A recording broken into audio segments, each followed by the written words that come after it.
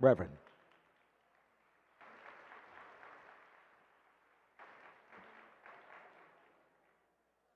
For the Lord is in his holy temple. Let all the earth keep silence before him. For the Lord is in his holy temple. Let all the earth keep silent before him. Let us pray. God, who is eternal in being and unmatched in wisdom, maker of heaven and earth, author of history and finisher of faith, we pause this morning to acknowledge your presence among us. Before any speeches are given, before any plates are filled, before names are called and programs proceed, we call on you, Lord, because if justice is to be done, if truth is to be spoken, if the ark is to be bent at all, it must be bent by the hand surrendered to your will. You are the God who heard the cries of Israel in bondage, the God who sent Moses to confront Pharaoh, the God who declared through prophet Amos, let justice roll down like waters and righteousness like a mighty stream. This morning, oh God, we remember that justice is not a moment, it is a movement. It is not a slogan, it is a journey. It is not inherited, it must be pursued. And so we come this morning thanking you for the life and the legacy of Dr. Martin Luther King Jr., for his prophetic courage, for his disciplined love, for his unwavering belief that the moral arc of the universe is long, but it bends towards justice. Yet, holy God, we confess that the arc does not bend on its own. It bends when hearts are converted. It bends when policies are challenged. It bends when communities refuse silence. It bends when faith is made flesh in the public square. So today, as we gather across lines of race and role, across faith traditions and lived experience, we ask you to bend us first. Bend our pride into humility. Bend our comfort into courage. Bend our apathy into action. Bend our prayers into public witness. Give us strength to journey forward, even when the road is long, even when justice feels delayed, even when hope feels fragile. Remind us, oh God, that justice is not optional for the faithful, that love is not passive. There is no middle ground when injustice rises. Silence sides with the oppressor. And as we break bread together this day in this place, break down the walls that divide us, as we lift our voices in prayer, lift our vision beyond what is to what can be. And as we leave this place, send us out as agents of your justice, carriers of your peace, and builders of your beloved community. We offer this prayer of invocation in the spirit of those who marched, in the faith of those who prayed, and in the hope of those yet to come. In the name of the God who bends the arc, the Christ who walks with the oppressed, and the Spirit who empowers the journey towards justice, we pray. And all the earth stood silent before him, and then they said, Amen.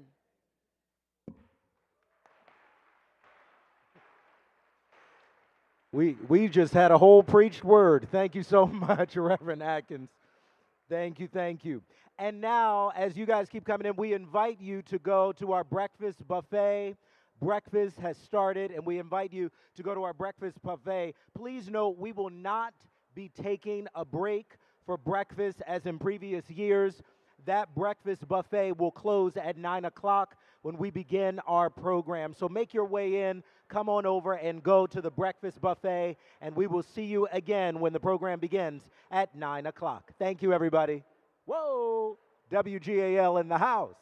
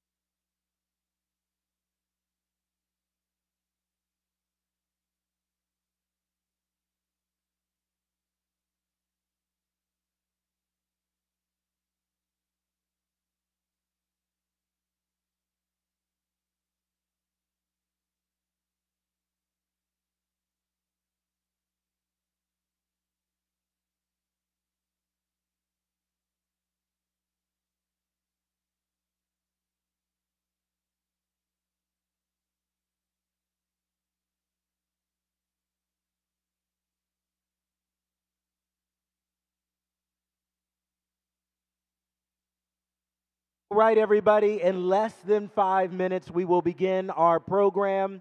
In less than 5 minutes, we will begin our program. So make your way over to the breakfast buffet if you have not, because in less than 5 minutes, we will begin our program. See you soon.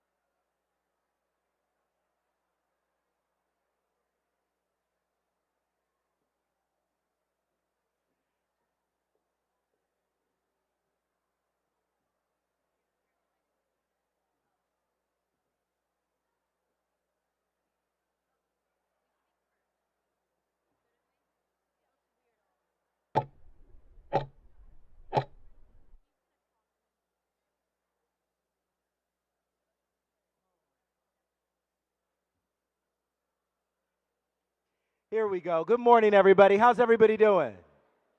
Oh, come on. We could do better than that. We are here for the 38th annual Reverend Dr. Martin Luther King Jr. breakfast benefiting the Crispus Attucks Community Center. How's everybody doing? We love to hear it.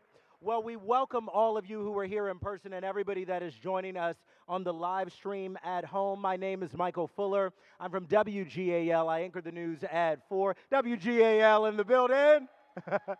We anchor the news at 4 and report at 10 and 11, and I am so honored to be able to be back here this year to be your master of ceremonies. And our theme today is Bending the Arc, our journey towards justice. Reverend Atkins talked about this a little bit in her prayer. This theme draws from Dr. Martin Luther King Jr.'s words from his March 31st, 1968 speech, where he said, "The arc of the moral universe is long, but it bends towards justice." However, Dr. King understood that the arc does not bend on its own. It bends when people, communities, and generations step forward with courage and conviction, refusing to remain silent or still during turbulent times. It is a very timely theme for us today, and we are honored to embark on this journey toward racial and social progress together with our partners and our community members and teams who are committed to leading the way. So are you ready for a great morning?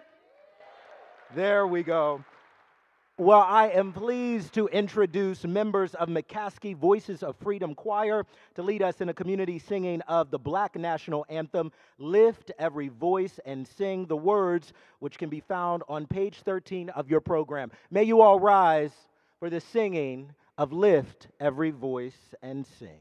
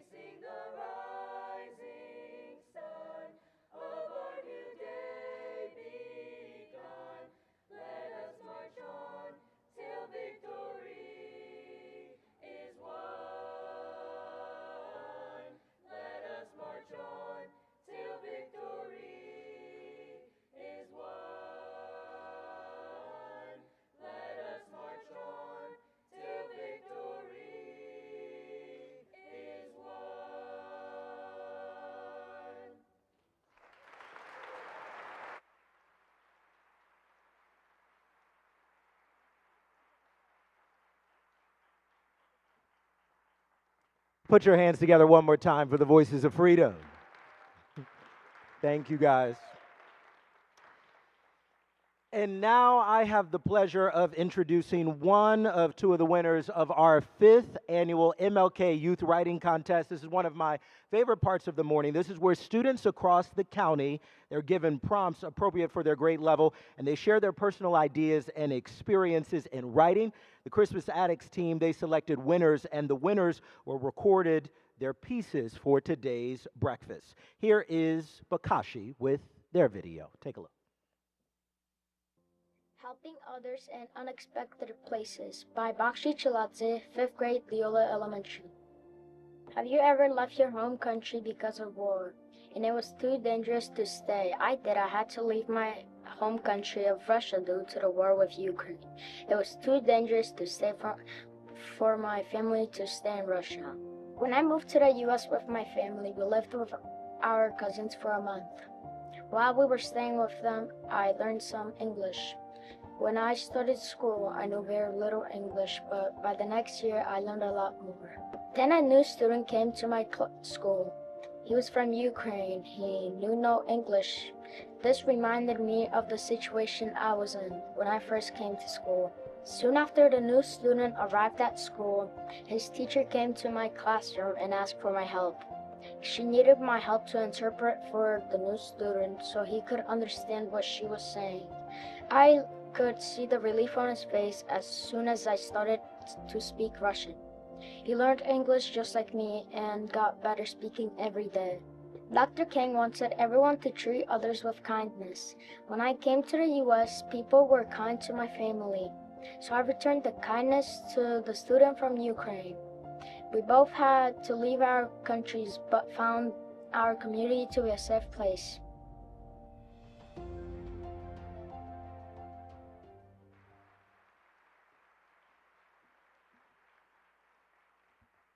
And Bakshi could not be here with us this morning, but again, we give him another round of applause and his family for their work.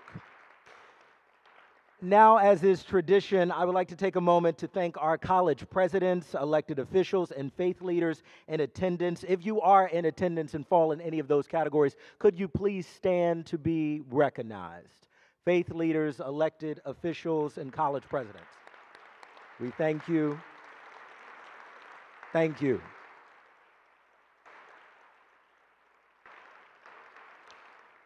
We thank you for everything you do for your community and for showing up for us this morning. We also thank the Steinman Foundation, today's exclusive speaker sponsor, and to the High Foundation, today's visionary sponsor. And speaking of High, I would now like to introduce this year's recipients of the Essence of Humanity Award made possible by the High Foundation. Here are this year's honorees, Dr. Clark McSparron and Aaron Swinton.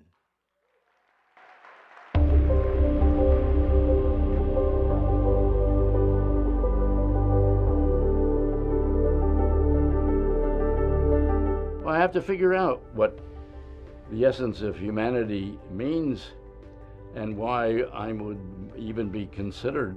You know, I'm a lifelong learner, so I've got to learn more here.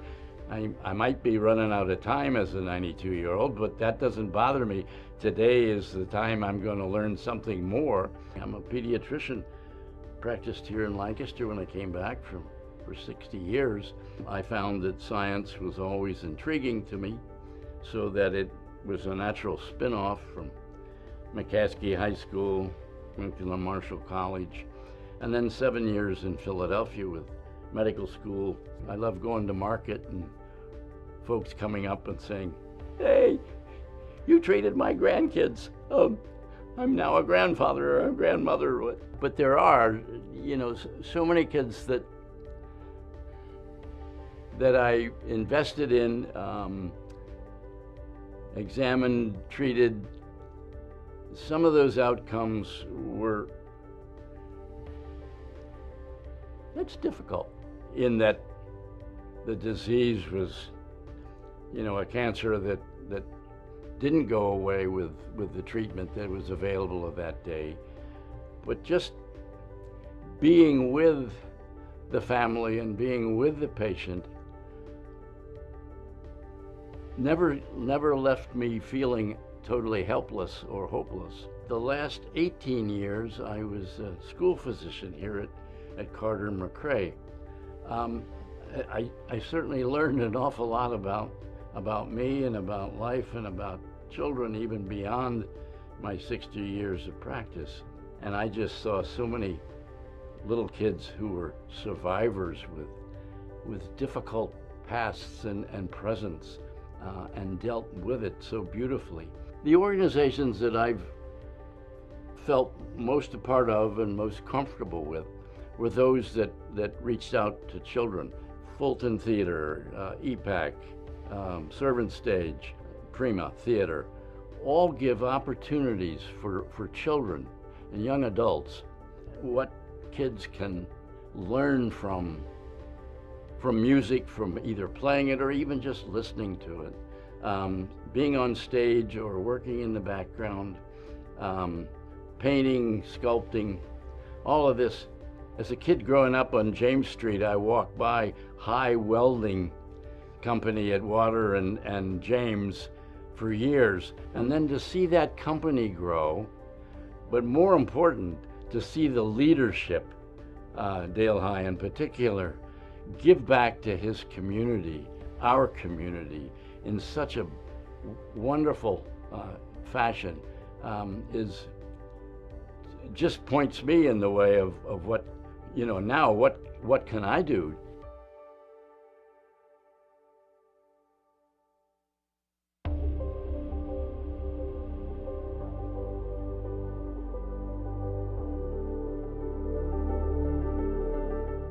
Getting to where I am today, it was a journey. I didn't have a father growing up in the home, and my mom played double duty, and she did the best she could to kind of shape me into the man that I am today. I'm no one without her. My mom struggled, but she persevered. I went to play professional ball, but that didn't work out. And I had decided at that point that I wasn't going to school because I wasn't going to play at the college I wanted to play at. Mr. Gene Lida, very instrumental in my life. So Gene Lida called me and said, "Hey, young man, what are you doing?" I said, "I'm actually doing nothing." And in that moment, he indicated that I'm going to call you back in 15 minutes. In those 15 minutes, he called me back, and he said that I needed to pack my bags because I was going to school that Saturday. Now, mind you, this was a Wednesday. So he got me into Shippensburg University, and that's kind of how my journey began. One of my greatest challenges was being a young father. I was a father at 19 years old. So when I had my son, I had to make a decision. I had to make a decision whether I continue going to school or do I stay home and be a father. I didn't want to make the same mistakes that my father made. I quit college, stayed home for 2.5 years to be a father. I was working 2 jobs, about 17 hours a day, and I knew that if I wanted something better for him, then I needed to go back to school. Becoming a principal, it wasn't a goal of mine. But there were people who saw something in me that I didn't see. And within that job, it's meant to be fun. It's meant to connect with people. It's meant to connect with kids. I think you have to be real and authentic. I think that people have to see you, your good days, your bad days. They have to see you as a human being. And being a person of color, so a lot of our kids can relate to that. So a lot of kids can relate to me. And I hope they can see that as saying, hey, if Mr. Swinton can do it, I can do it too. During COVID, when schools were shut down, we connected with the Mix, and Mix opened their doors to a few of our students. I would go to the Mix and check on them, but they weren't coming to school. So myself and our school social worker, we said, you know what, we're gonna go to the homes of the students. I got them out of bed, I pulled them out of bed. And I have a picture that the Mix took, having us walk down the street. That photo's powerful now. It was fitting. It was real. Because I grew up in that small block. They live around the corner, but where it all started, for me, it started on that block. And then it's coming back full circle that I'm supporting kids when in fact, many adults on that block supported me. I'm not finished yet. God's not finished with me. And in that, I know that we still have many more young people to support and grow and cultivate. I think the high foundation for seeing me, I struggle with it because I know that I didn't do this alone. Aaron Swinton is made up of Lancaster City and all that it encompasses.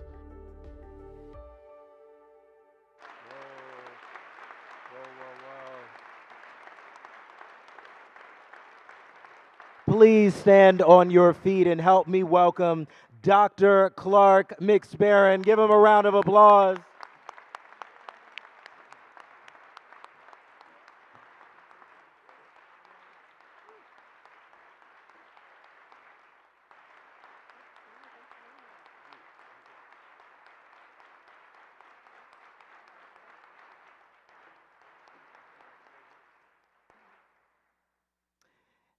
And we can stay standing for Mr. Aaron Swinton. Give a round of applause.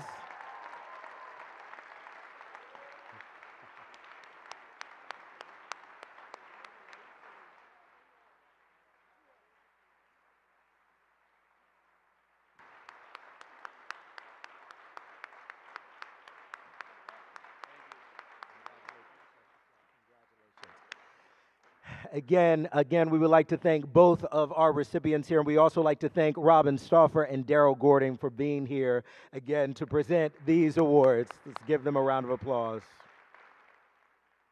And again, congratulations to Dr. McSparron and Aaron, and thank you to the High Foundation for your support. Now, please join me in welcoming Josh Hunter, the director of Crispus Attucks Community Center. Give it up for Josh, everybody.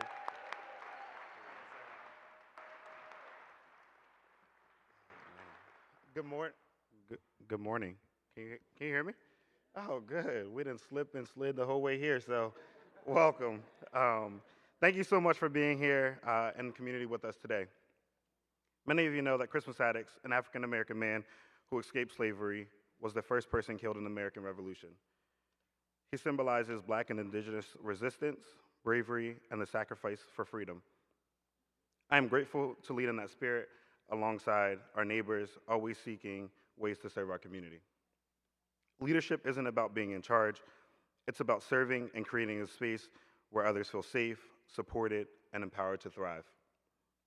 As we reflect on the theme, Bending the Arc, and our journey towards justice, let's remember why we do this work. Whether it's serving meals, engaging with our neighbors and community partners, planning events for the Young Professionals of Color Network, or celebrating our culture, we support our community by providing access, opportunity, and hope. Let us continue to be thoughtful, caring, and responsive to the needs around us.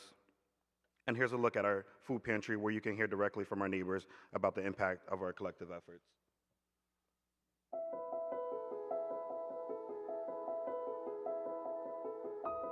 I look forward to the good stuff that they have to give, the art for everyone. And I really enjoy coming here because they give out good food, good vegetables and fruits and stuff like that, which I need. Yeah. Yep, so, yeah. How long have you been coming here? For years, at least 5, 6 years now. Okay. Pretty good, especially with the appointments and everything. Yes, that makes it easy. You can get in, you can get out. You don't have to, come back or whatever. Dile que no, que me siento muy bien. He says he feels very excellent and very good. Más o menos 4 años. 4 years. ¿No te le gusta visitarlo aquí? No, me gusta visitar porque es una gran ayuda a la comunidad, lo que están haciendo. He loves coming here because it's a good help for the community, and he loves the help. Yeah, we're currently serving around 200 families per pantry. That's every second and fourth Wednesday. I think one thing that I can appreciate more is that we respond to need in real time, and that we're able to help our community in this way. So we're just seeing an increase of neighbors coming in. A lot of them are expressing just the price of food and how they just can't afford it at this time. So they're very appreciative of being able to come in here, but also have the option to pick what they want and the things that they need for the families. What kind of goals do you have for the center for 2026? I mean, I'm hopeful that we're able to get foods that really reflect the culture of the folks that come here, to have options. Sometimes you go to places and, some things are expired or they're just outdated, and we really try to bring that sense of dignity here at the center where folks leave with things that they can actually put together to create a full meal.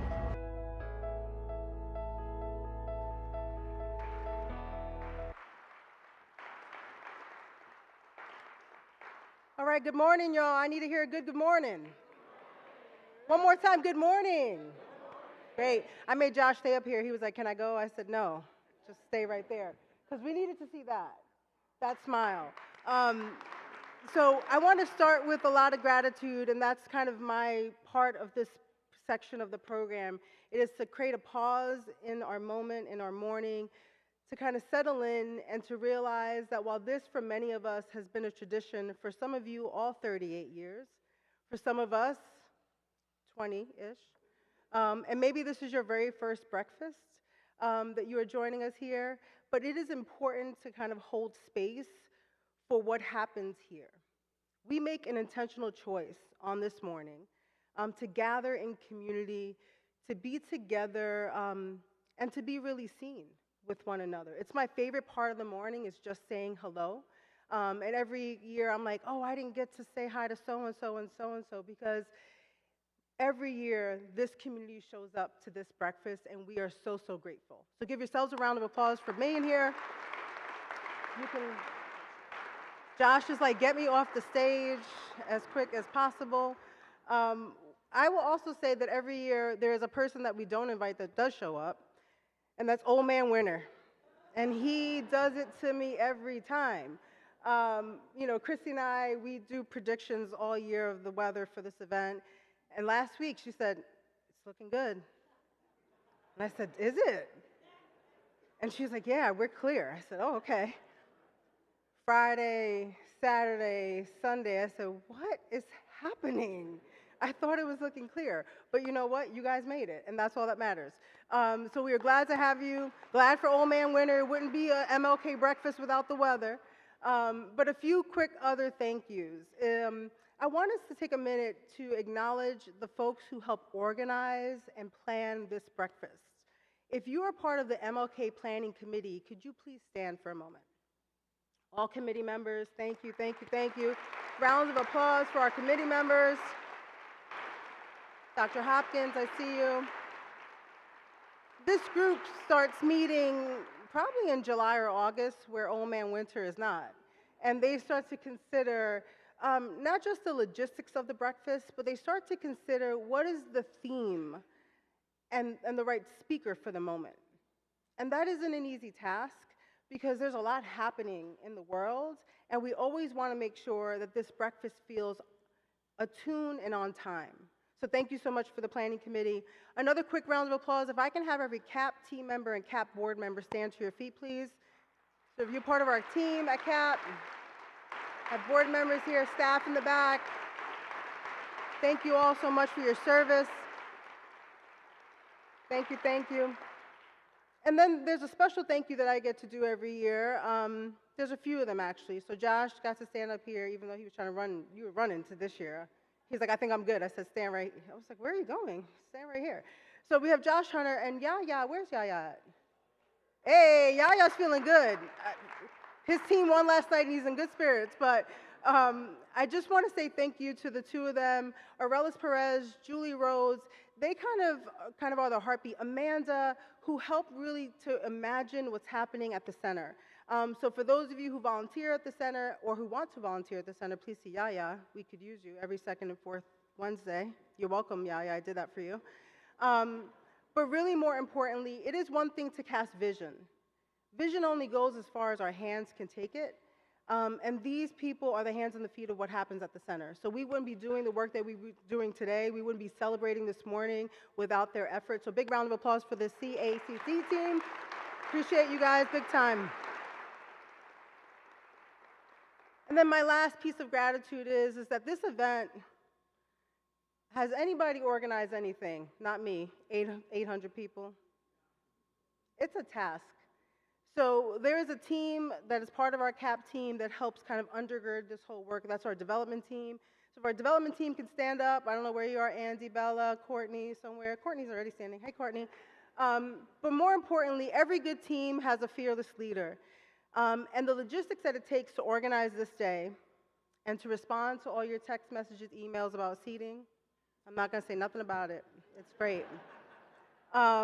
To ensure that the logistics are good and clear, that our sponsors are happy, that we've thought of every single thing, doesn't happen without Christy. So, I don't know where she went. She does, every year she hides on me. Where is she? What the? You're usually over here. Don't move your spot. Big round of applause for Christy. She's actually eating this morning. Thank you, thank you. She makes my job very easy. I get to just make sure I know what I'm wearing, and I show up here, and that's it. And that's great. So we are excited to spend the rest of the morning with you. We have our program ahead of us. We're going to be, I think, thoughtful and challenged, but also encouraged by our keynote. We're going to be celebrating community people. We're going to do all the things that make this homage of time together special. It is my great honor and privilege to be here, and I am so glad to see you all this morning. So let's get on with the rest of the show.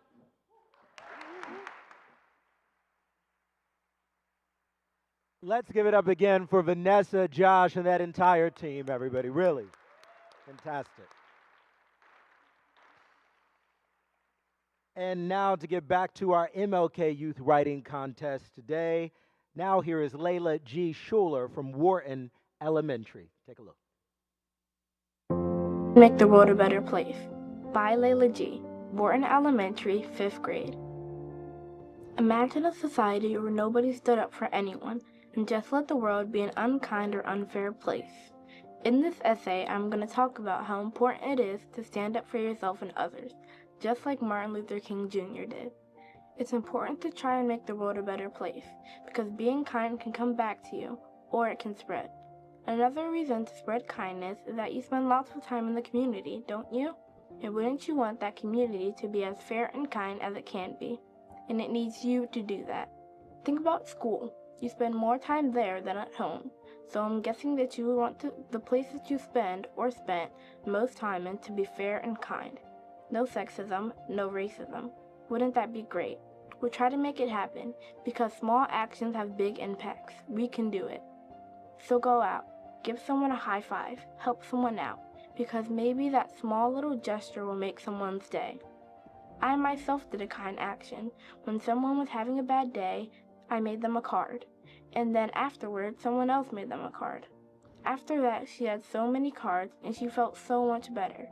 Just by that little act of kindness, she felt better. It's also very important to be fair.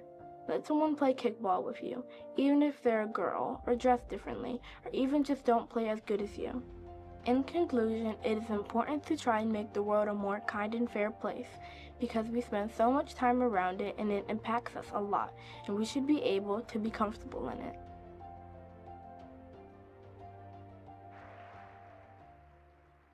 From the mouths of babes, Layla G is in the house today. Layla, can you stand up to be recognized? Give it up for Layla G. Layla G in the house.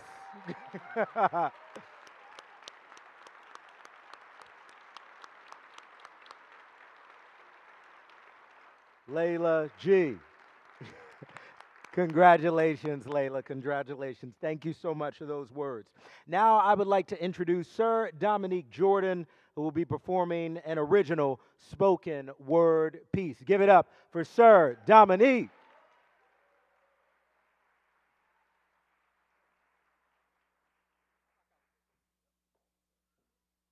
Peace and blessings, everybody. I'm going to put this up a little bit if that's okay. Check, check. You guys can hear me fine, right? All right, if you could really hear my voice, when I say one mic, I need you all to say one love. One mic? All right, we in tune, we in tune. That's beautiful. Like I said, my name is Sir Dominique Jordan. I just want to say thank you for this opportunity to be able to share at this phenomenal event. Look around the room real quick. There's so many phenomenal movers and shakers in this room. There's so many guests in this room that may not be Lancaster natives, but they realize how much power there is in our community. And for the young people that shared, young lady, I was about to start crying. That was beautiful. That was really beautiful. Can we clap it up for all the young people that are in the room right now?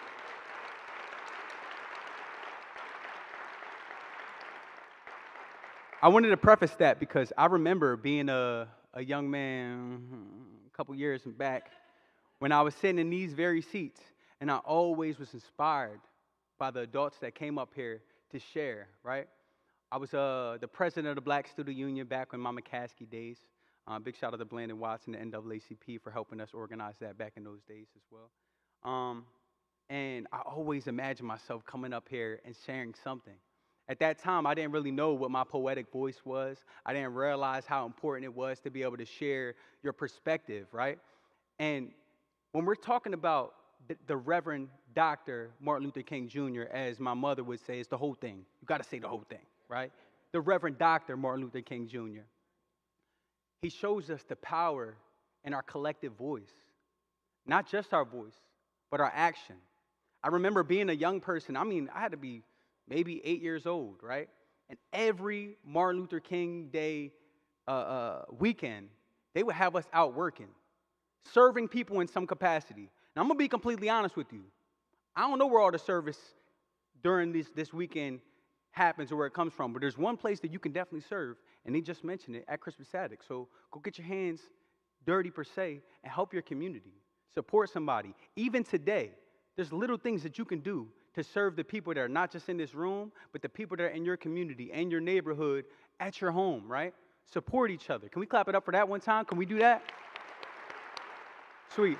And you can nix the music back there. You can nix the music. We're not going to do the music. I'm going to just, vibe it out.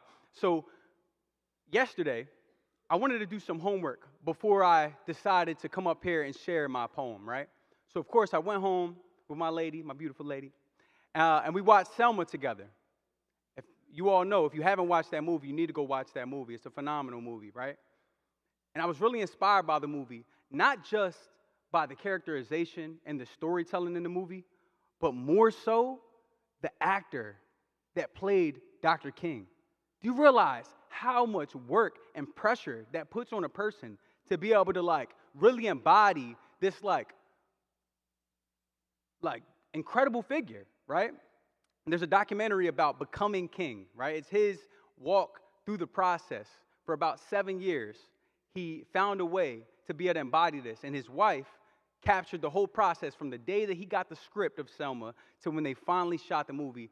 You guys should definitely go check it out. It was really, really inspiring. And there was a few things that I learned about that as well. So I'm going to share a little bit about that in the poem. But I feel like, when I finally got this opportunity to come up here and share my piece, it made me think, why do I get the opportunity to share? Who would I ask to prepare myself for this moment? And the first person I could think of, she's no longer here with me anymore, but my grandmother. If I had to ask my grandmother, what should I say to these people at this breakfast? First thing she would say is, she's from Washington, D.C., and she marched with Dr. King. So could we clap it up for my grandma one time? That's the first thing she would say. And then she would ask me, grandson, did you lose your shoes? Did you forget your shoes? I always used to wonder what that meant. But it's about having faith, hope, and passion in what you bring to the table. So all that to say, the reason why I feel like spoken word poetry should be incorporated in this event and every event to be able to bring real human-like experiences to whatever cause you're trying to champion. Dr. King was the first ever African-American to win a Grammy for a spoken word album. That is incredible. And that's something that I just learned yesterday, right? I had no idea, and I bet there's a lot of people in this room that didn't know this. You know what else I just learned as a 31-year-old man this year on Netflix? Was that the happy birthday song, the Black happy birthday song, y'all know what I'm talking about, right? Happy birthday to ya, that's a protest song to help acknowledge the importance of Dr. King's birthday and celebrating it. I don't know if everybody in this room knows that, but that was so powerful, sitting in a room watching Netflix and realizing how important that song is, how important he was, how important all of us are to continue the legacy. So, as I share this piece, if there's anything that resonates with you, you can show love with some snaps. Let's practice. All right, cool. If you really, really like it, you can hit me with a let me hear that. How about a ah? How about a sheesh? Come on now, y'all from Lancaster, huh? I love that. What a world we reside inside. Arrived by way of coincidence. Flaws of the system more eminent. But when it all stopped, if you didn't get the signal, like the call dropped, well, get up off your river and make some ends. Because the fin is more than near than the begin if you let it be so. Make that hard choice. As long as the lessons lead growth. Affordable fellowship. While society's elements ain't telling me no, we go for broke. Until we stuck at the bottom of the barrel with no hope, but to feast on each other and leech from one another. Instead of just standing on each other's shoulders, just to lift my brother up and make sure he knows that he got this. Yeah, you got this. Just keep going. Take this message, this small token, this moment in your life, and just breathe with me for a second. Can we try that? Put your hands out in front of you. I want you to lift up all the baggage that you came in here with. Everything that you didn't leave in 2025. All the trauma, all the crazy things that are happening in our society right now. We're going to take a deep breath. We're going to lift it up together. Because it's all of us, right? Now drop those palms. Repeat after me. Say win. Go win. I said win. Go win. Listen to your heart, you might find it. Peace in your mind now. Peace in your mind now. We're going to get it right. I said, listen to your heart, you might find it. Peace in your mind now. Come on, peace in your mind now. Let me just get the right side over here. Listen to your heart, you might find it. Peace in your mind now. Peace in your mind now. Hey, I said, listen to your heart, you might find it. Peace in your mind now. Peace in your mind now. Meditate to elevate. It might sound cliche, but either way, the mission ain't to stay the same. I found peace in picking pieces of myself off the floor, and they wonder how I finessed the game. Take it back to the older days. The elder ways are to bring us to a golden age. But finding your path ain't a privilege. It's pivotal. It's cynical how people could turn their back on your dreams, but it's biblical. Just go and let them sleep. I tuck them in if they dare me. Judas gonna flip either way, but don't scare me. More afraid of what I can't accomplish. Third eye wide open. Here to inspire the lost ones with potential to feed the masses. Just like the Reverend Dr. Martin Luther King. All you gotta do is start and listen to your heart. I said, listen to your heart, you might find it. Peace in your mind now. Come on, peace in your mind now. There's somebody at your table ain't singing. Listen to your heart, you might find it. Peace in your mind now. I said, peace in your mind now. My name is Sir Dominique Jordan, and it's been an honor to be able to share with you all. Thank you so much. Can I just say one more thing before I step off of this stage? You all look beautiful. You are phenomenal. If I could ask one thing from everybody that's in this room, I'm also a father of 2 sons. One day, if you ever walk, there's so many people in this room that have poured into my life in so many capacities, and I wish I could just say I'm going to just say thank you to everybody, so thank you guys so much, especially Ms. Mozan. I see Ms. Mozan out there. Shout out Ms. Mozan. I love Ms. Mozan. I didn't get to say hi to you, Ms. Mozan. I'm going to come find you. I know where you at, but I'm going to find you. But I got 2 sons. I got a 5-year-old and a 9-year-old next week. He'll be 9 next week. If you ever see my kids, please pour into them. Make sure that they realize that they are loved and they have so much to offer this world. But it's going to start with them learning every single day something new and also serving others. So, hope that sits well with you all, and peace and blessings. Thank you.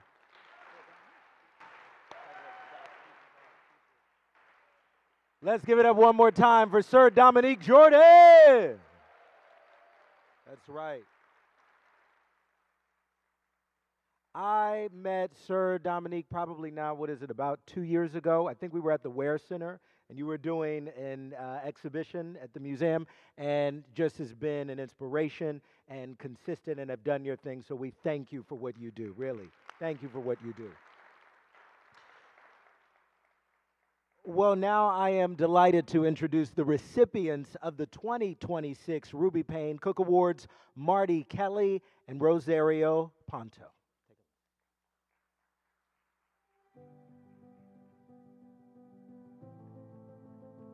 Well, I grew up in Lancaster County many years ago, had hoped to have an integrated peace and social justice choir in Lancaster.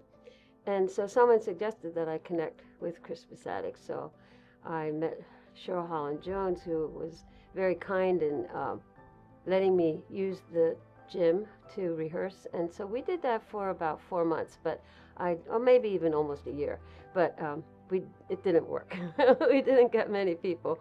But that's where I got connected, and then I learned about the meals and asked if I could help. And so I started washing dishes and really enjoyed it. Wonderful people, Dexter Gillis, the chef, and Miss Robin, who's been there for years. And I washed dishes for about 2 years, and then COVID came. And then we weren't serving meals there anymore. And so I said, well, maybe I could bake cookies. And so I bring cookies once a week. It's really a place of love. a good place to be. And the guests that come to eat want to be here, and they know the people that are serving them, and there's a lot of goodness and kindness and fun, and it's just a good place to be. It is a real honor. I respect Ruby Payne Cook very much. She is such an inspiration. Her legacy is one that everyone can follow and learn from.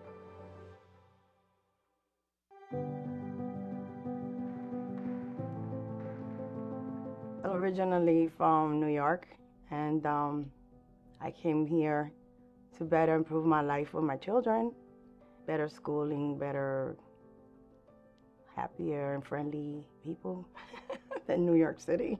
I went there in the pantry one time with my son, and they were very nice and very kind. I've been helping out, it's going to be, I think, like a year. Going to Costco, loading the truck up with food to give out to the homeless and the people in the community, and helping set up the tables and the chairs and cleaning up. And then also on pantry, we help out sorting the foods in the shelves and giving them out, handing them out to the community, the people. I'll say that volunteering in Crispus Attucks is makes me feel good about myself and the community and everyone that I help out and everything. They always very polite and thankful, and it's a good feeling, and I enjoy myself what I do there, and I just love doing it, like for the community, for the people. I want to thank also Yaya McIntyre, Josh Hunter, and Christy Arndt. A big shock and a big surprise to me. Thank you so much. I'm very impressed and very glad, and thank you so much for it.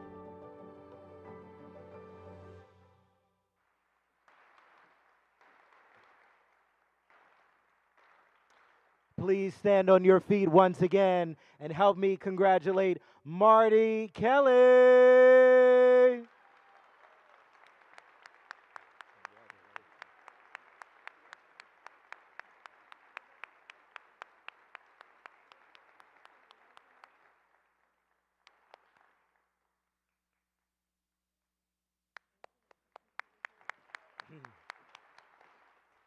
And keep standing and put your hands together for Rosario Pantoa.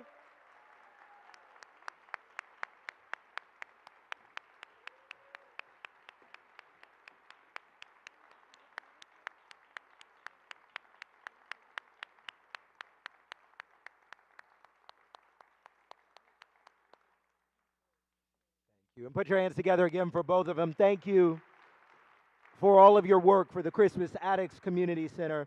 And thank you also to the School District of Lancaster for producing those awardee videos.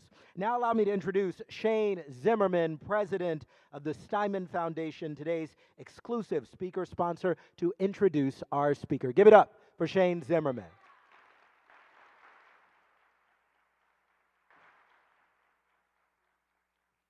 Thank you, Michael, and good morning, everyone. Vanessa, you're absolutely right. Old Man Winter showed up in a big way again this year, but what also showed up is the warmth and energy in this room, and it's just an absolute delight to be here with everyone today. The Steinman Foundation is honored to return as the exclusive speaker sponsor for the Martin Luther King Breakfast, and it is my distinct pleasure to introduce Mr. Frederick Joseph. Raised in Yonkers, New York, Frederick Joseph is a 3-time New York Times and USA Today best-selling author. His extensive body of work includes the poetry collection, We Alive, Beloved, the nonfiction titles, Patriarchy Blues and The Black Friend, the collaborative workbook, Better Than We Found It, and the children's book, The Courage to Dream. He is also the author of Black Panther, Wakanda Forever, and his most recent critically acclaimed young adult novel, This Thing of Ours, which earned starred reviews from both Kirkus and Publishers Weekly. Mr. Joseph's books have received numerous accolades, including Amazon Editor's Pick, the International Literacy Association's Notable Book, and Bank Street College's Best Children's Book of the Year. His work has been longlisted for the Green Earth Book Award and recognized by the National Council for Social Studies and the American Library Association. A versatile writer, he has contributed to the Boston Globe, Essence, and Cosmopolitan, and is a recipient of both the Letter Review Poetry and Essay Prizes. His writing is deeply intertwined with his philanthropy. He has been recognized by Forbes 30 Under 30, received the Comic-Con Humanitarian of the Year Award, and was named to the Route 100 list of most influential African Americans.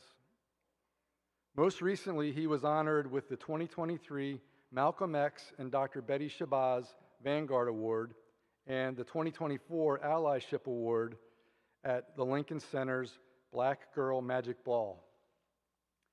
A sought-after speaker, Mr. Joseph has addressed the United Nations He for She Summit and advised Fortune 500 companies and presidential candidates on DEI initiatives.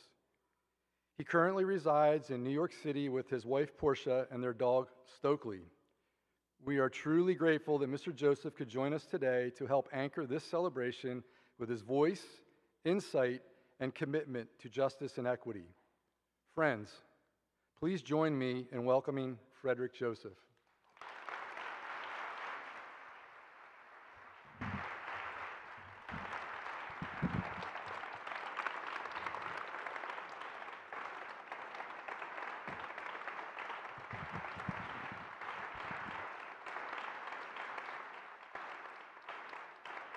That is very kind of you all. And this is also my first time in this part of Pennsylvania. Though most of my family's actually from Philly. We don't actually ever include that in the bio, but we need, hey, go Birds, okay. All right, all right, all right. Before I get started, I have a question for you all. So you all are gonna get to ask me questions. I'll be walking around and things like that. But who's willing to answer a question for me? Anybody brave enough? Anyone? No? No one's brave enough. No? Anyone over here? No? You'll answer a question. Okay, the question is, where do we go and who do we go with on the journey towards justice in your mind? Sorry. I'm gonna walk around a little bit, get my feet going. Go ahead. You said where we go and things like that. So I want to say, honestly, the friends we make along the way and the people that we kind of meet and the stories we hear, we kind of take those with us to justice. Okay, that's a really good answer. That's a really good answer. Is anyone else brave enough to give an answer to that question? Where do we go and who do we go with? Okay, I love this side of the room. We're gonna get one person from the other side of the room, but go ahead. And it's also the young people. I really like that. I would say ourselves, because not only do we only know our side of the story, but also the people we make along the way we may lose as we go throughout our journey, and we are the only person that is continuously on this journey of life. That was, okay. Beautifully profound. So next year, when you're getting the speaker, actually get one of them. All right, someone from over here. I need to get one person from over here. Don't let the young people show us up now. Somebody got to go from over here. You got one back? Oh, that's far. Okay. All right. Thank y'all for doing me no favors in the front. I appreciate you. Who had their hand raised over? Okay. Another young thank you. I would say something or people that I think that would help me to a journey are like the teachers at my school and all the people around me, because lots of my friends, my family, and my teachers have helped me show like my journey as a person and what helps me grow. I love that. I love that. Thank you. So the reason why I always start my keynotes by walking around and asking a question, the one time it didn't work was the UN. They were like, yeah, there's too much CIA and whatnot. You got to like actually stay in your place. The reason I do that, more so to keep you all engaged and keep you on your feet, is because you come up here and people read a bio, and I think reading my bio, talking about what I've done, completely disregards the way I've done it. Because the through line of what each of these young people said was, oh, you have to go with the people along the way. We have to do this collaboratively. My teachers. The through line of that is the word together. If we are bending the arc towards justice, it has to be together. And so when people read my bio, the one thing I don't love is that my bio doesn't talk about the people who actually made that bio happen. Because that bio is not my work, that bio is actually my grandmother's work. And so I'm going to talk for a second about my grandmother so that we can talk about what justice looks like. So, as was said, I was born in Yonkers, New York. Anybody familiar with Yonkers? Oh, yes, yes. Okay. That was unexpected. I really don't. All right, cool. Thanks. So, for those who are not familiar, Yonkers is it's an interesting place. It's a suburb of New York City, except it's not the suburbs. It used to be an extension, actually, of the Bronx. Like, literally, it was a part of the Bronx, and then it was purchased by somebody wealthy, and it was no longer part of the Bronx. And so you actually have all the same sort of vibes of the Bronx, right? So when the Bronx was ailing in the 70s, when the Bronx was ailing in the 80s, so was Yonkers. But the one thing you don't get is the vision of New York City given to a place like Yonkers, because we're not a part of New York City. And so when people were buying up buildings and fixing areas and building out neighborhoods, that was not happening where I'm from. So if you were in abject poverty in the projects like we were, there wasn't a lot of help.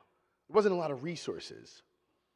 And so my grandmother and myself and my mother had me very young. So we lived with my grandmother. And we were living in poverty, right? And I don't think that living in poverty is something that anyone should be ashamed of, ever. And that's one of the reasons I was very excited to come here today, is I'm looking at the work, and there's so much dignity in what you all are doing here. Because poverty is not just a circumstance, it's a symptom, right? Poverty is a symptom. Poverty is a symptom of the way that the systems have been designed for us to fail. And I didn't necessarily understand that because I was struggling to understand why our situation was the way it was. And so what happened was, my grandmother, we would go to the local pantry, right? Very similar to how people on the video would come here, and we would get food, right? Every 2 weeks, we would go get food, and I'll be honest with you, I hated it. I hated it because I didn't understand why it had to be this way. And my grandmother, being the person that she was, she saw me one day. I was maybe about 12 years old, and I didn't want to eat the food that they gave us. And she said to me, "What's wrong?" I was like, "I don't want this. I don't get this. Why is this the case? What did we do wrong?" And she said, "We didn't do anything wrong, but if you want something to change, you have to be the one to make it right. Because this is not just about us. Again, this is a system." And so my grandmother would also do something that confused me, like really confused me. If there were people in our neighborhood who needed sugar, she would give them sugar when they would come knock. "Hey, Thelma, you have any sugar?" Now, I would look in the little sugar container. I'm like, "We barely have any sugar." My grandmother would say, "Of course we do, baby. Come in, get you some sugar." And I'm 12, 11. I'm like, "What are you doing? I don't have any sugar for my cornflakes. What are you talking about? We have sugar. We barely have sugar." Somebody else come knocking on the, "You have any toilet tissue? You know, we ran out over here. We're not." "Yeah, of course. We got a few extra rolls." "Flour? Of course we do." "Butter? Yeah." "Can I borrow $5? I need to get to work for an interview." And I knew she didn't have it. "Of course I got you, baby. Here's $5. And so one day, I got really frustrated with my grandmother. I was about 13. And I said, "We do not have it. Why are we giving to people when we do not have?" And she said, "Because If we don't give to people when we do not have, how do we expect people to give to us when they do have? She said, baby, look at your hands. I'll never forget this. She said, look at your hands. What are they for? What do you mean? She's like, why did you get these hands? Look at them. I said, I don't know. To carry things? She said, no. To do good work. To do good work. As long as your hands can function, as long as your feet can move, you move towards justice and you do the work of helping others. And so years later, my grandmother, I was about 18 years old, a few weeks before my high school graduation, she revealed to us that she had breast cancer. This was not the first time she had breast cancer, this was the second time. And this time would place her in a hospice. Now, for those of you who have never had someone in a hospice, and I hope that if you haven't had this moment in your life, that you never have to. Being sick in this country is not free. Ailing in this country is not free. Actually, being sick is quite expensive. Needing help is expensive in this country. And so what did I do at 18? I was working late night shifts at Red Lobster. Why? Because at 18, I had to sit with the fact that we didn't have the money to bury my grandmother, right? We didn't have the money. So I'm working late shifts, barely doing my homework. I'm doing what I got to do to save up money. And so I find out one night while I'm on my shift, counting in my head every time I bring somebody endless shrimp, every time I bring someone a biscuit, how much do I think they'll tip me? Because what we need for my grandmother's funeral, and what we need for the wake, and what we need for the repast center, I'm like, okay, I need $10,000. I'm 18 thinking about this. I need $10,000 because I can't just send her home. I got to send her home right.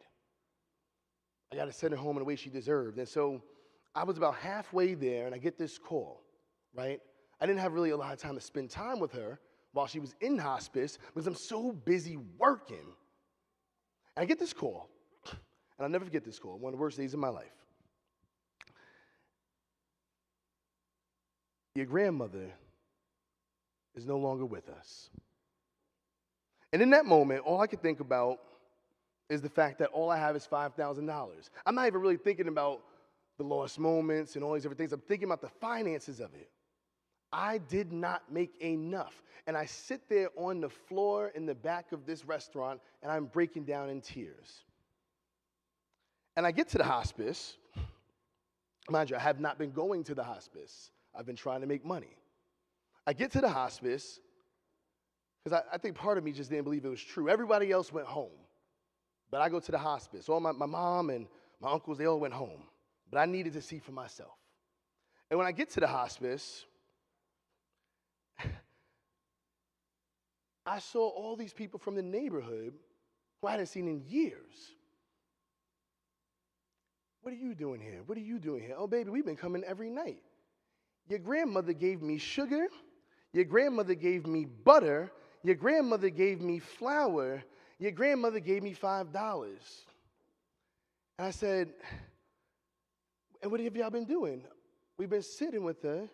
We've been wiping her hands, wiping her brow, making sure she knows she's not alone. And we also know that you had $5,000 and we have saved up the other $5,000.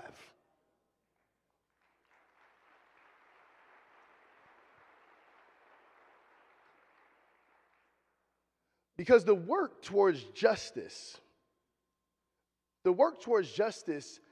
is not just work. It's a walk. It's a mindset, right?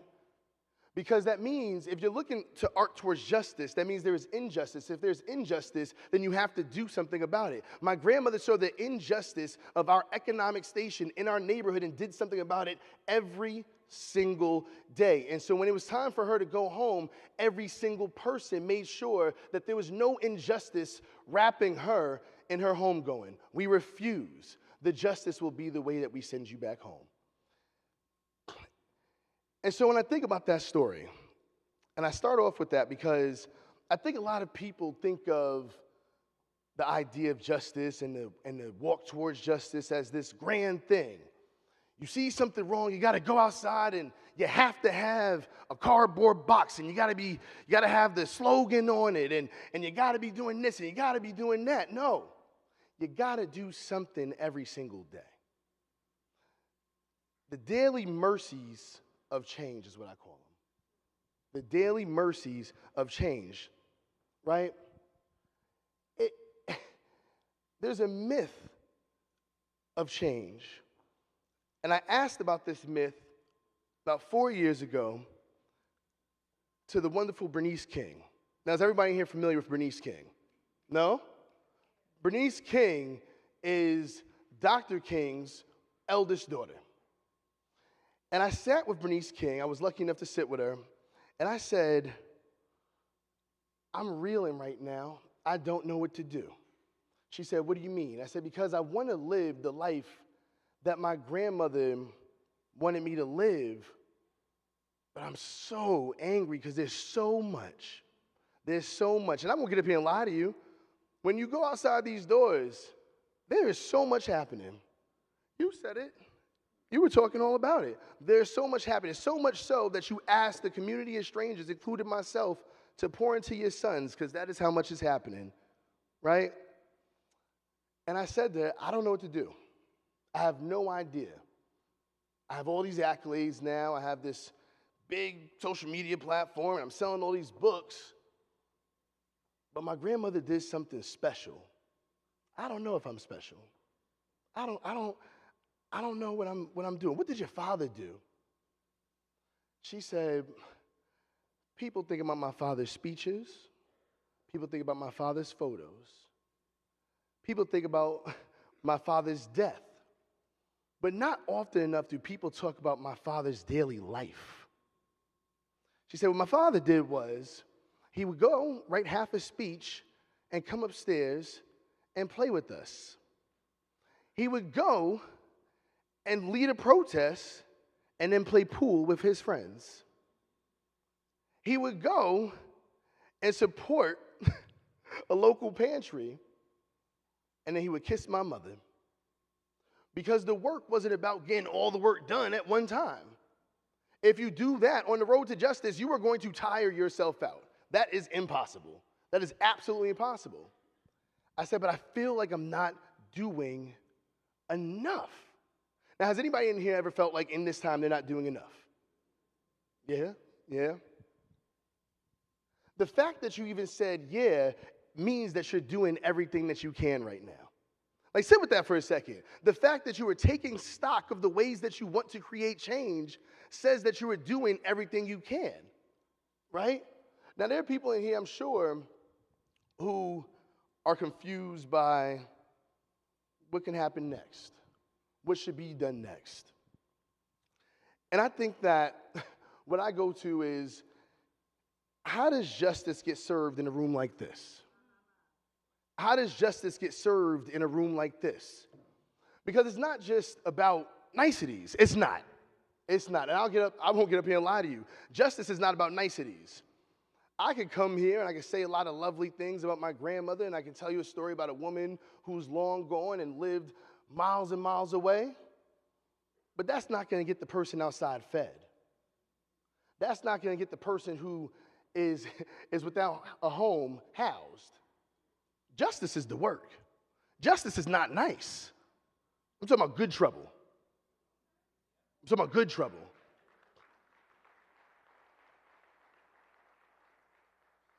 I think that's the thing that people conflate, right?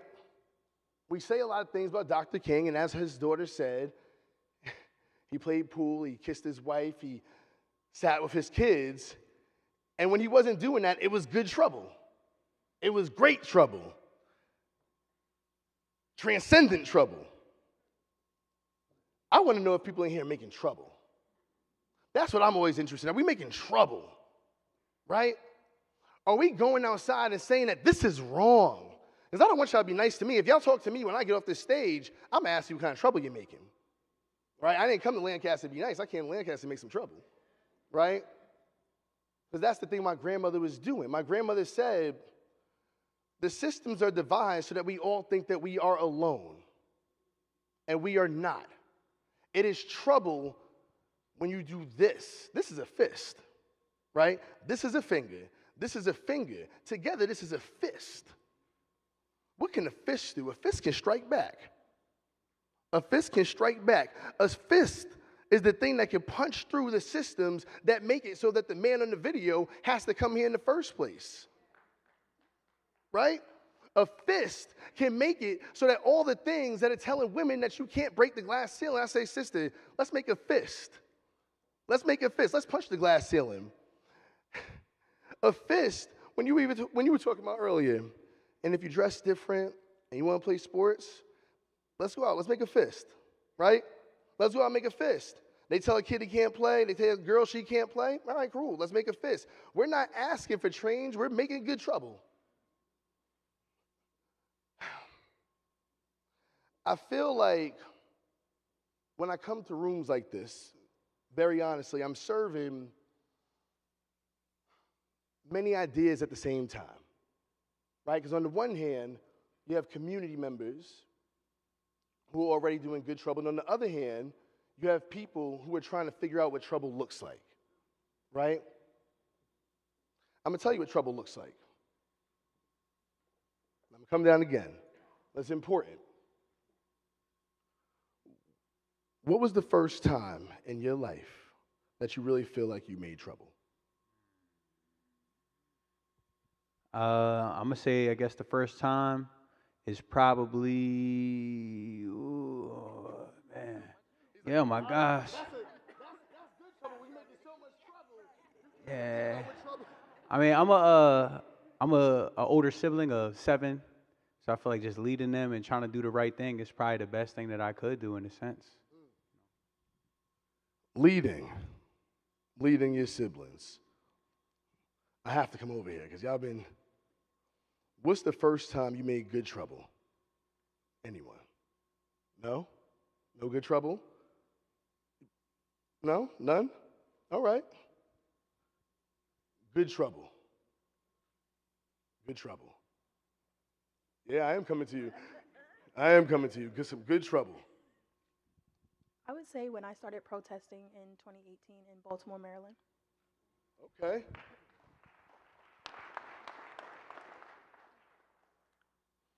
Baltimore, Maryland protesting. Anybody over here? Good trouble. When I was in 2nd grade, my best friend was absent the day before, and we got the cool playground. So at Brownies, after school, I saw the recess who got the playgrounds, and I switched them so that my friend could have the good playground tomorrow. But so you know what's so funny about that? I love that because people don't think of injustice in certain ways, right? You saw something, you did something, right? You saw something and you did something. You saw something and you did something. And I'm going to have an honest conversation before I go. When I walk around, I want more people knowing what their trouble is, right? There's not enough people in this room who knew what their trouble was, right? Because I said earlier on, you brought me here to talk about certain things. I give you a story. I could come up here and receive a payment for being here, but it's less about me and it's more about y'all, right? This is less about me and it's more about the people in the room. Anybody can tell stories. Anybody can flex a bio. But what does the room demand? And I think that this room demands self-reflection. Because I didn't come here, like I said, I started the whole thing and said, well, this is going to be a community exercise.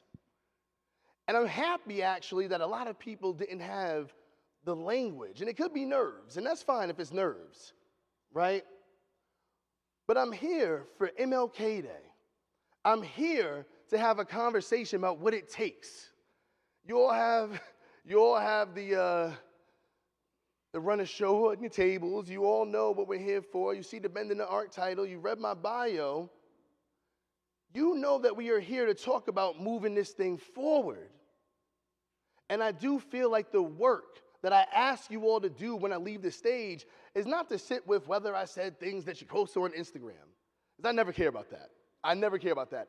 Whether I said things that made you cry. My conversation and my interest is always whether we started the conversation for the internal work. Whether you left here today and said, you know what, I should have an answer the next time I see this man. I should know what my good trouble is. Because that's what being up here for MLK Day is about. It's not platitudes. It's not niceties. It's the work. It's the reckoning with what is going wrong and trying to make it right.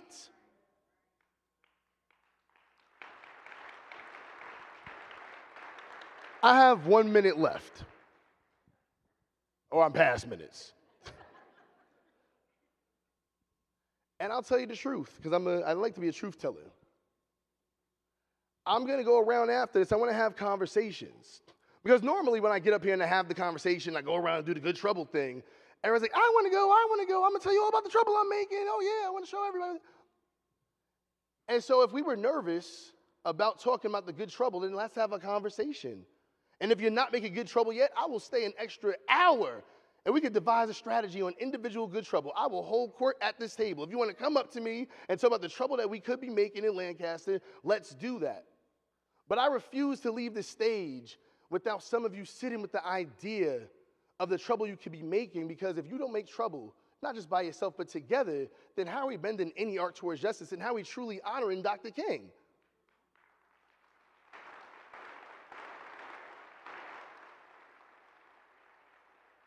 So that's what I'm going to leave you with today. Not Instagram captions. Not little things you can post on TikTok. Oh, the guy with the long bio came and he said a bunch of things that we can. I don't care about that. Because there's too much going on outside. I care about your sons. I care that this community sees your sons and has trouble ready to get in with them. I care that your 2 sons have 3 people supporting them and y'all are making a fist. That's my whole time.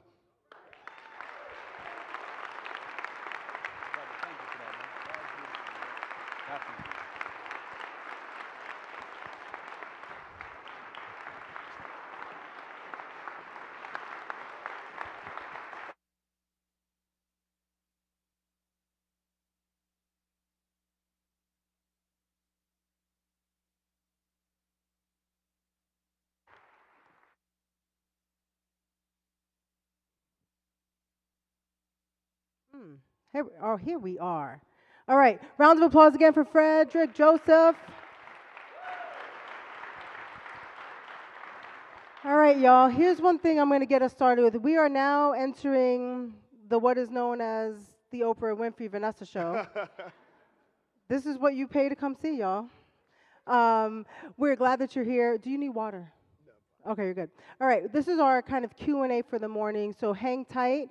We have a little bit more of our program, but this is my favorite part of the opportunity when we have a speaker come in, because we get to do a little bit more kind of debrief and learning a little bit. So I'm going to start with one quick question. What was your first trouble? Okay, you listening while you're sitting there? All right. See how I did that? My first trouble. I played football. I wasn't good. But I was good enough in New York because we don't have good football there. Okay, not too much on New York now. All right. And there was a girl who I grew up with, and she could kick. She played soccer, and she was like, your kick is terrible. And so she wanted to be a field goal kicker for our team. And of course, I'm not going to tell you what year it is. I'm not going to age myself, but it's a long time ago. And they refused to let her play. And the first good trouble I got in was as a freshman in high school. I led a protest to break the glass ceiling around football to let her be one of our field goal kickers. Yeah. That's amazing. What was her response to that experience or that allyship? Her response, she didn't ask for it, right? And I think that that's the real work of good trouble. People shouldn't have to ask you to get in good trouble for them, because really getting in good trouble for other people is getting in good trouble for yourself. So. Great. You talked about wanting to always be honest and to be storytelling. So, those of us who come to the breakfast, some of us take that time to do a little bit more research, not just the bio, to learn a little bit more about the speaker and what they've contributed to the work. I guess talk to me a little bit about how do you hold space between honest candor and accessibility or accessible dialogue to move the arc? Yeah, I mean, I love a good debrief. Normally, I just like do the thing and then leave. Hey. Now I get to talk about all y'all. I think that I named it on stage, right? I am serving many audiences at the same time. And I'll be honest, I think that this space is one of the more interesting spaces I've ever been in. There's so many faces that I'm looking at and how people respond to the things I'm saying, right? And when I said that I'll hold court at the table and you all can come over and we can talk about good trouble in private, I truly meant it. Because I do see in this space, not everyone is quite comfortable yet with the idea of making good trouble. But that's just another word from the great, or another phrase from the great John Lewis. Indeed, indeed, indeed. For doing the work that we are all here for today. So if I have to change the phrase and say, let's rabble rouse, let's run towards justice, let's backflip towards justice, whatever I have to do, I really actually want to have conversations because I do think that the most candid thing I can say is that I want people in this room to have a certain reckoning. I want those faces to look different when the next speaker comes up next year, right? I want people to know what their good trouble is. And so when you're having conversations like that, it's not always easy. It's not easy at all because I do understand that we are all at a different place on the spectrum in our ability to understand and create change. Yeah, and that's a good reflection. I mean, oftentimes in the work that we're doing at CAP and the work that I'm personally doing as a woman of color in this space, welcome to New York. So I'll give you a quick story. Many of you know, we've been here in Lancaster, our family now, about 23 years, and we moved from Brooklyn, New York to New Holland. That's like the same thing, y'all. It is like the same thing. Minus the horse and buggies, it's the same thing. And it was a big adjustment. What was the biggest adjustment? The quiet. It was like the scary movie quiet, where you're like, where's the first black person dies in this movie, always. And I remember as I got connected actually to CAP for the first time and started to think about what my work was, and when you were talking about good trouble, we have a very similar story in terms of our grandmothers. So my Wella, who I always talk to you guys about because she was great, she lived with this idea that you always live with your hands just a little open. Because if you hold on too tight, you're not ready to give, but you're not ready to receive. So that hand analogy was really thoughtful for me. It was kind of thought-provoking. But what I had to figure out when I came to Lancaster was, what does my good trouble look like here? And how do I do that in a community that isn't as diverse as New York, doesn't quite look like me in the same ways? And how do I find my space in that? And, I'm always on that journey, and sometimes we're pushing and pulling on that tension, but it does come to a collective willingness to engage with this idea that we are called to make good trouble. If we believe that there is opportunity for better, for hope for the future. I think one of the things, and I'll ask you this question, there's a quote that I kind of, try to live my life by, which is, I want to leave whatever the thing is better than I found it. However much better, but in some condition better. So when you think about your work, what's the quote that guides you?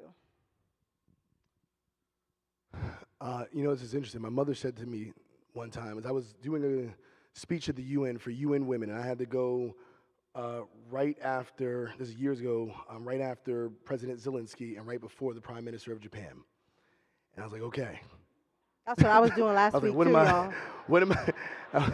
And I was like, what am I supposed to do with this?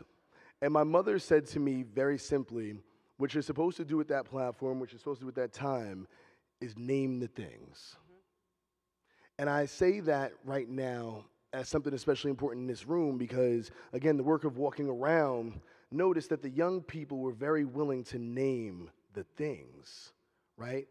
Name the things that are helping, name the things that are hurting, name the things that need bridging, name the gaps that need to be filled. If you don't do that as your first work, if you're not willing to, I don't really care if people clap, I don't care if people nod, I care if people internally sit with, right? If you're not willing to name those things for yourself, when you are in the mirror, when you leave this room, how are we supposed to do the work? What are we bending? Our hands are what we have to use to bend.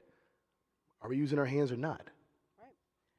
Well, I appreciate that. I'm going to do some rapid fire, and then we're going to get moving along here. They're going to start deep, and then we're going to get light. Love it. Great. One word that describes Dr. King's legacy to you today.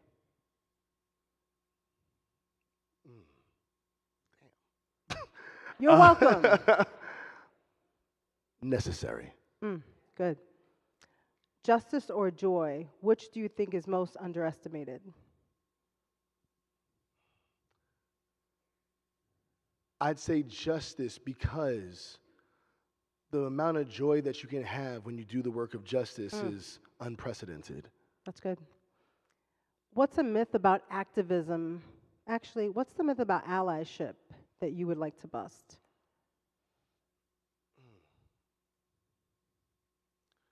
Ooh. I think I named it earlier, that it requires you to go out with your cardboard box and your slogan on it. I think that allyship actually requires you to simply look in the mirror and say that something is necessary to be done. And you've done a lot of work, for those of you who are interested in Frederick's work, around patriarchy. And I think it's, while, there's a lot to the conversation we're having today, we need to come back and talk about the patriarchy, because I was listening to some of your stuff. I was like, we got to do more of that. All right, hope or action? Which one comes first?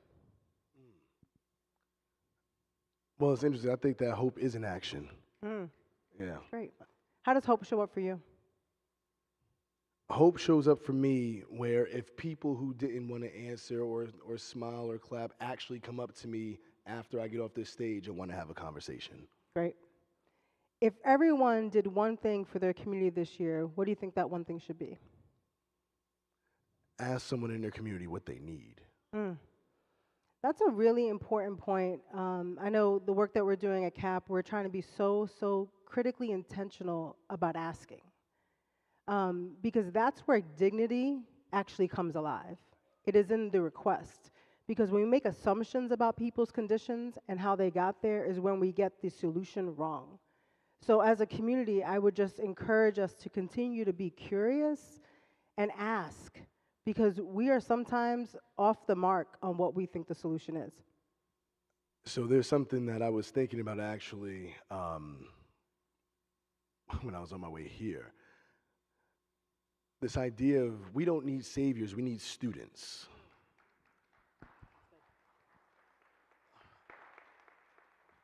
I want people who are willing to learn and willing to grow on a daily basis, which is why I think that the young people are so important, because the young people are still students.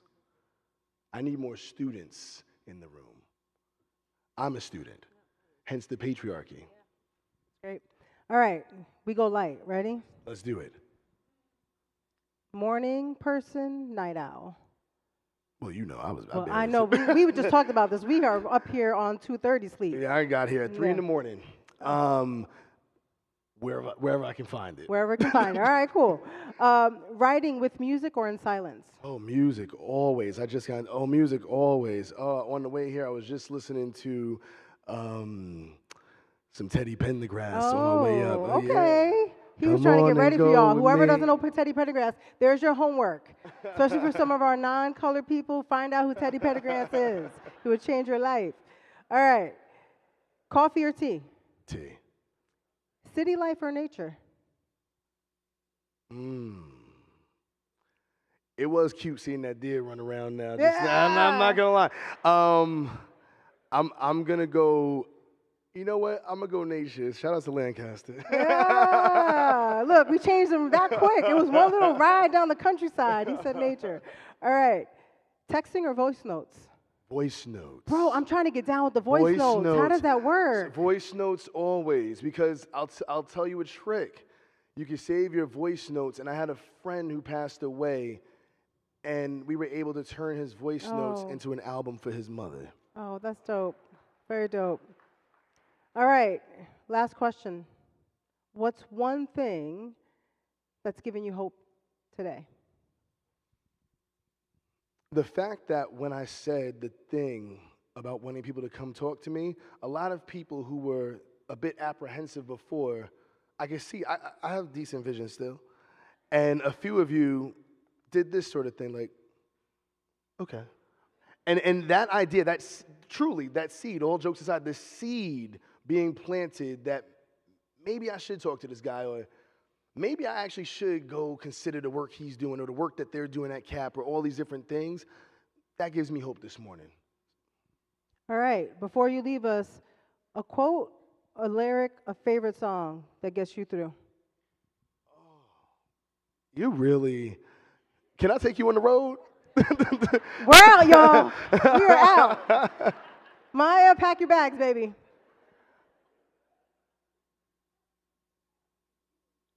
So it's no, it's not Biggie, y'all. I thought it was gonna be Biggie. I don't want to live no more. Anyway, I'm not gonna do that right now. I feel like still not the audience for it, but we're bringing them along. It's okay. They're okay. They're okay. But I will leave you with Marvin Gaye. So, brother, brother, there's too many. Mother, mother, mother, there's far too many. Oh, we to bring some. Oh. Well, sir, and the songs are here. Give it up for Frederick Joseph.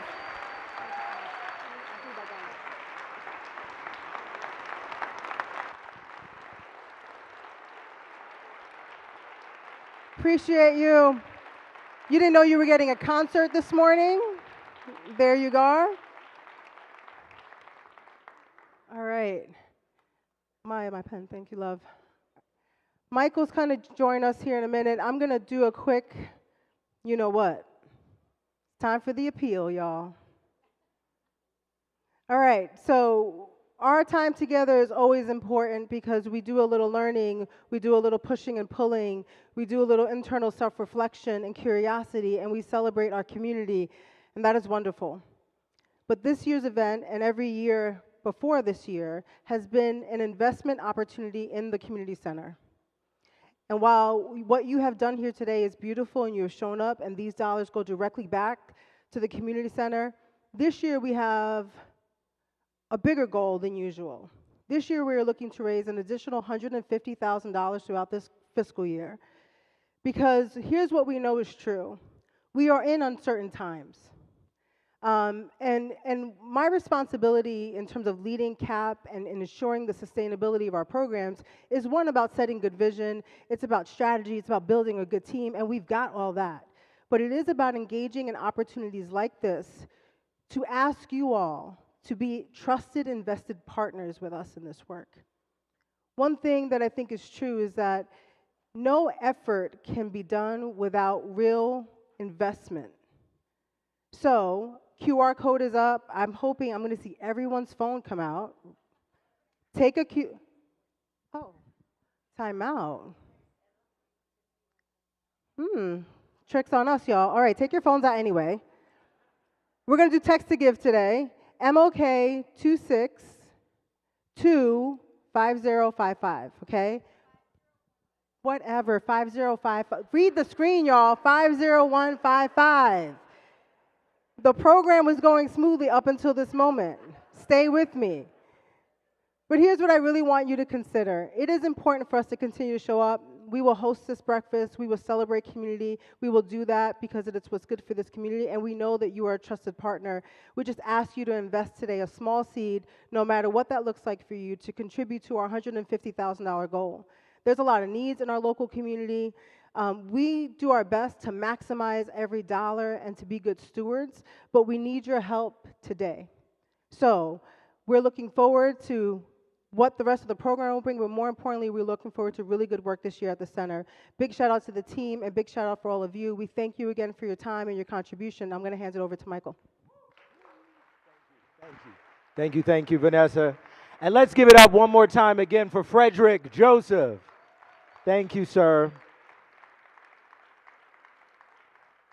And so, as Vanessa said very eloquently, now is the time to open those wallets. And so, and give what you can give. Again, you can text MLK 262 50155. I think that said that right. 50155. But again, if you are more willing to give a check, a handwritten check, you can hand that as you walk out to one of our staff members. Again, today it is really about being able to help the community, and you can do that through that donation. Also, please join me in welcoming Music for Everyone Strings under the direction of Dr. Michael Jimenez and students from Voices of Freedom for a special performance.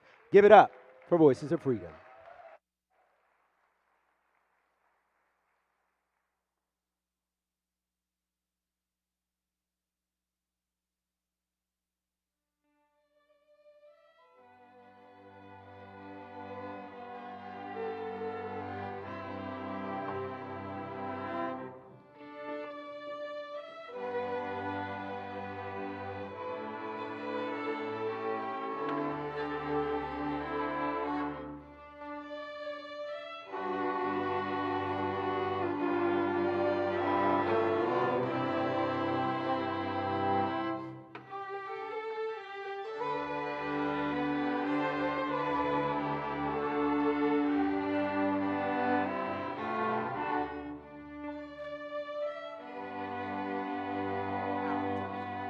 Have to meet my day. I'd like somebody to mention that Martin Luther King Jr. tried to give his life serving others. I'd like for somebody to say that Martin Luther King Jr. tried to love somebody.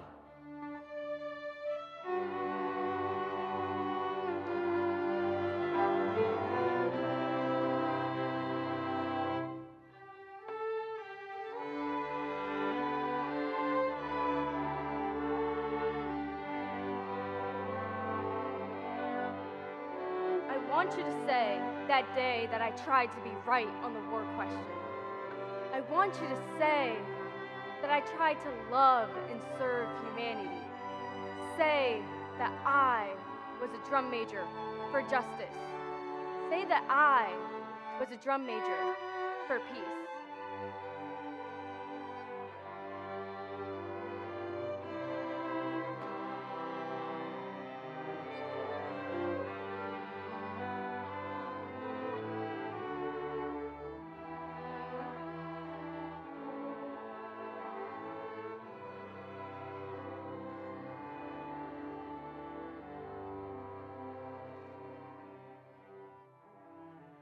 Say that I was a drum major for peace. Yes, I was a drum major for righteousness. And all of the other shallow things will not matter. I won't have any money to leave behind.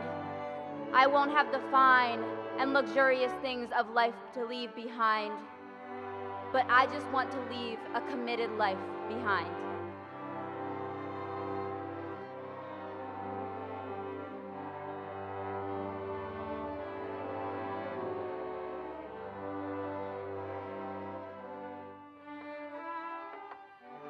I want you to say that day that I tried to be right on the war question. I want you to say that that day I tried to love and serve humanity. Say that I was a drum major for justice. Say that I was a drum major for peace. And all of the other things, shallow things, will not matter.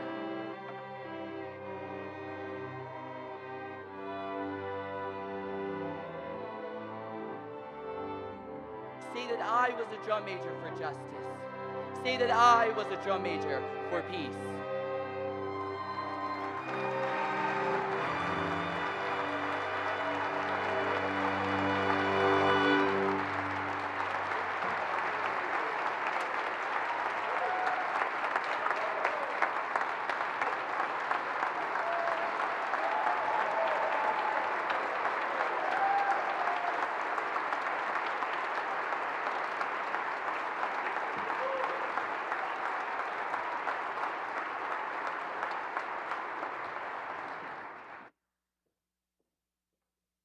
Let's give it up one more time for Music for Everyone, everybody.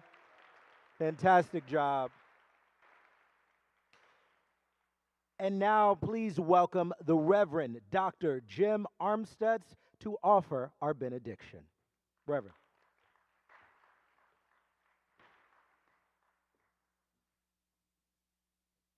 Mr. Joseph, thank you for your superpower of authenticity, vulnerability that led to action. Your works have really inspired me. And in reading his books over the last month, I was reminded of one of the most profound prayers uttered by my Old Testament professor, Dr. Millard Lind, while I was in seminary in the mid-1980s. He said, "Lord, grant us the courage to live into our convictions." Lord, grant us the courage to live into our convictions. In that spirit, I offer these words of blessing called the Sending Prayer. Go in love, for love alone endures. Go in peace, for it is the gift of God. Go in safety, for we cannot go where God is not. Amen.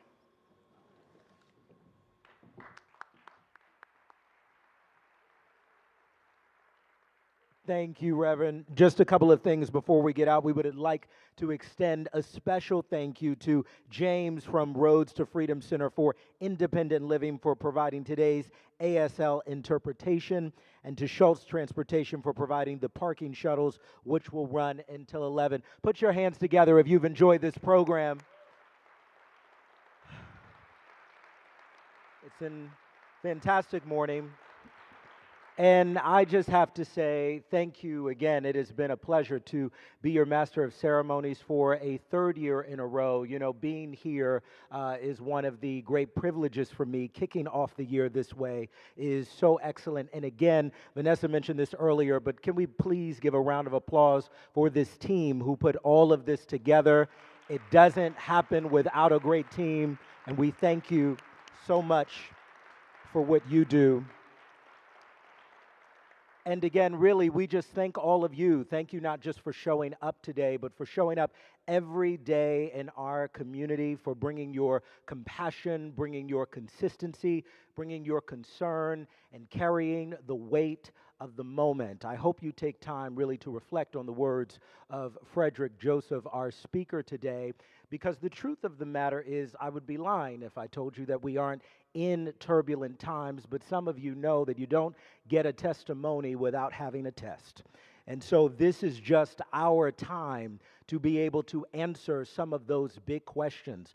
Who are we, and what do we actually value? Are we who we say we are? Do we believe what we say we believe? Do we have the faith that we say we have? Are we as welcoming and as kind and as compassionate to our neighbor as we say that we are? Because it's not just about the history that has already happened, but we are writing the history that will be read by generations to come. And what do we want them to say about who we are? What do we want them to say? And so my hope for all of you is what I said last year. My hope is that you do not get weary in well-doing, and that you will take care of yourself. I realize I am talking to the helpers. Y'all are doing the thing in here. I'm talking to the helpers, but the truth of the matter is, pick a problem, any problem. There is a plethora to be solved, but don't get overwhelmed, because no one can do everything, but everyone can do something. You know that quote.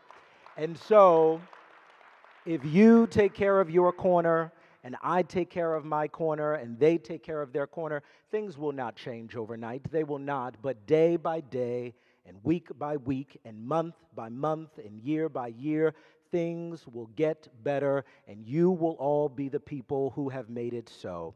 So really, I thank you, and please stay encouraged, keep going, because I truly do believe in the midst of all of this, for you and I, the best is still yet to come.